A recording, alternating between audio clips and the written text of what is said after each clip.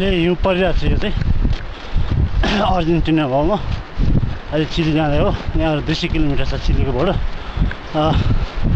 र अत्यन्तै गाह्रो भइरहेछ। देख्नुभएको थियो पाहाडहरू यस्तो उकालोमा साइकल चलाएर हिँडिरहेको छु म चाहिँ।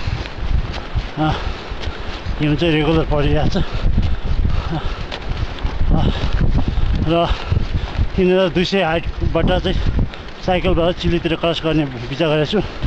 लगभग 1500 हाइटमा आइसकेको छु अहिले म।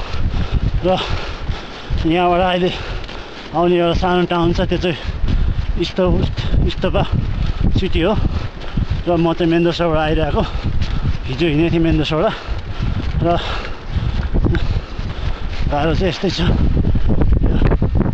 यस रमाइलो पनि भइरहेछ, गाह्रो पनि भइरहेछ, यस्तै हो। हस्, थ्याङ्क यू। ल यो चाहिँ अहिले हिउँ परिरहेको छ। म चाहिँ अहिले चिलीतिर जाँदैछु र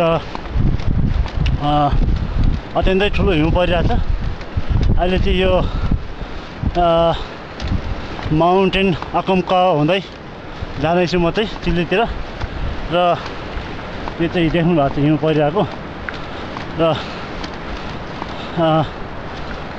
म अहिले अर्जेन्टिना पार गयो भने अर्जेन्टिनाको फार्मोसा, रेसिडेन्सिया, चाको, सान्ता फे, रियो र भनोस आइलेस हुँदै मेन्दोसा हुँदै अहिले मेन्दोसा सिटी चाहिँ छोडिसकेको छु।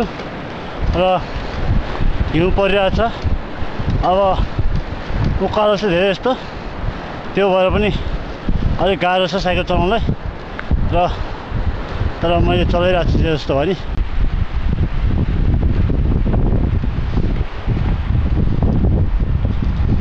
यो चाहिँ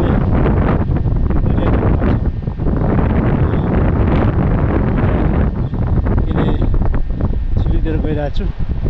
र अहिले बाटोमा म मेन्दोसबाट हिजो हिँडेको र आज बिहानदेखि हिउँ परेको। अहिले दिउँसोको 2 बजिसक्यो, 2 साढे 2 भइसक्यो र पनि हिउँ रोकिएको छैन।